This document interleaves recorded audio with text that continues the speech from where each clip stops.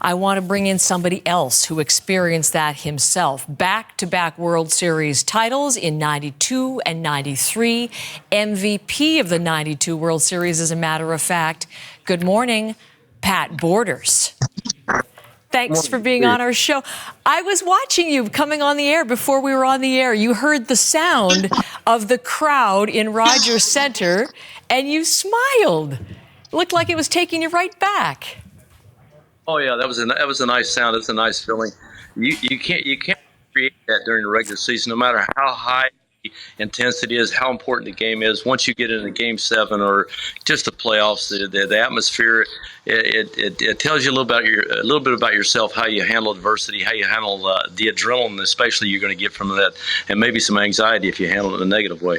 Listen, they've handled adversity, coming back over and over again and coming back to win that Game 7 and now off to the World Series. What do you think about how your former team has done in heading to the big dance? But there's a lot of similarities. I was listening to Buck Martinez earlier today talking about the camaraderie, the closeness of the team that is there today. And I think that's what you need. I know we had that in the 90s with our couple of teams, the closeness of the team, staying in the locker rooms until 2 or 3 o'clock in the morning after the game, just hanging out, talking about the game, just being friends. And I think they have a lot of similarities to the teams we had with how a percentage of them came up through the minor leagues and stayed in the hotels, had the bus rides, had to eat at the Denny's and late at night after games. And you can't really build that camaraderie in the big leagues, but it kind of makes you a real close knit family. And I think they have that with a good addition of some older players like Scherzer coming in and showing leadership, and Bieber that do well the other day. It's a lot of similarities, and I think in playoffs you're going to play a good team every time you go out there. So it's no matter who's hot. Yes.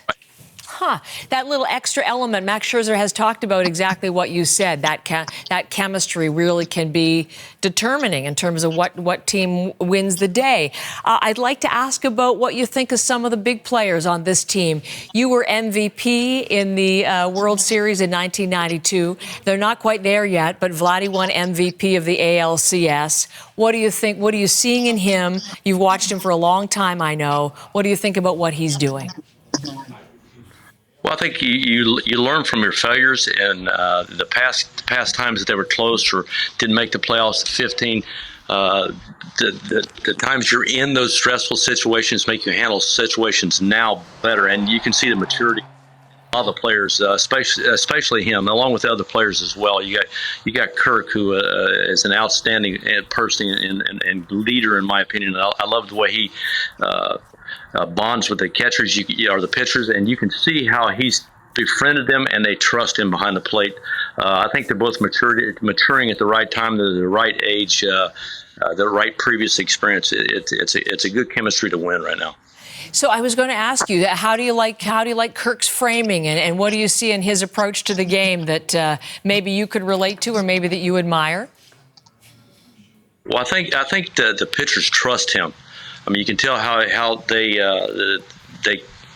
act around him, the way he acts them. He gives them confidence. They know he's in it for them, and you can tell with it. To me, I don't know him personally. I've only spoke to him a couple of short periods of time, but you see, that's what you need as a catcher. In my opinion, they like him. They trust him. He's befriended them, and that kind of chemistry starts in spring training. It starts in a locker room a long time ago. It's not something you can build over a short period of time, and he's done it over the past couple of years. His hitting is a bonus. I think the way he approaches hitting, there's not a whole lot I dislike about him, if anything. I can't think anything off the top of my head that is a negative on him. There's a whole lot of positives with him. He seems to be just something the doctors order, chemistry-wise, psychologically. It seems like he's got a real good rapport with the pitchers. He can go out and speak to them, and you can see the body language from the pitchers, how they respect him. So great. You have experience as a manager yourself. I know doing some coaching in the college system right now. Any thoughts on John Schneider and what you think of him as the Jays skipper right now, the man for the moment? Well, I don't think there's much to say about him. He's successful. He's winning. He's created the right kind of environment. And as a manager, you're going to make the moves, and those are somewhat generic. But what it jumps out to me is his relationship with the players, his ability to keep multi-millionaires together and moving forward. And that's probably the biggest challenge of any kind of manager, is to deal with personalities. And he seems like he's a magician. With that, it seems like everyone's happy, content.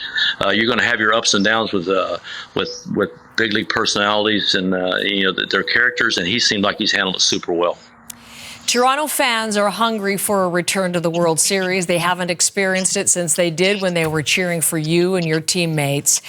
Can you look ahead to this? What the city, what the team is in for, what it's going to mean, and how you think it might go? Well, I haven't seen the enthusiasm in the city since we played in the 90s. There's been a couple times they've been in the playoffs, and it wasn't the same. I was up there a couple weeks ago, and I was speaking to someone prior to you making the playoffs, and I was saying the atmosphere in the city with the people seems like very similar to what it was prior to us getting to the World Series. And I hadn't seen that for the last couple of decades. Excitement, yes, super excitement like it is now, more so now equal to what I saw in the 90s. Well, listen, does that mean that you might be coming back? Because Joe Carter said we should expect to see a lot of those winning teams in Toronto for the World Series. Might we see you here again, Pat Borders? I'd say it's a pretty good chance. I'll talk to the people, see if I can get up there and sneak in somewhere. Hey, we'd like to see you out there on one of those ceremonial first pitches, too. That's been awfully fun. We'll have to bring you out there or to pitch or catch. Listen, thank you for the time. To reflect back on Snyder real quick. The way he handled Scherzer when he went out there, some managers would take offense to him, yelling at him, not wanting out there. That's exactly what I think a manager wants, and he handled it super. He got mad and said, "I'm not leaving the mound," in so many words. And that's the kind of guy you want out there. You want to go out there and you want a guy that's fighting to keep the ball, not someone that's going to give up the ball readily and ready to get off the mound. I loved his character when I saw that from the manager and the pitcher as well. You're right. That was a key in that win, that game. Anyway, thank you so much for now. I have to let you go, but I'm hoping maybe we can reconnect when you're here. Many years cheering for you and really appreciate the time with you this morning. Thank you, Pat Borders.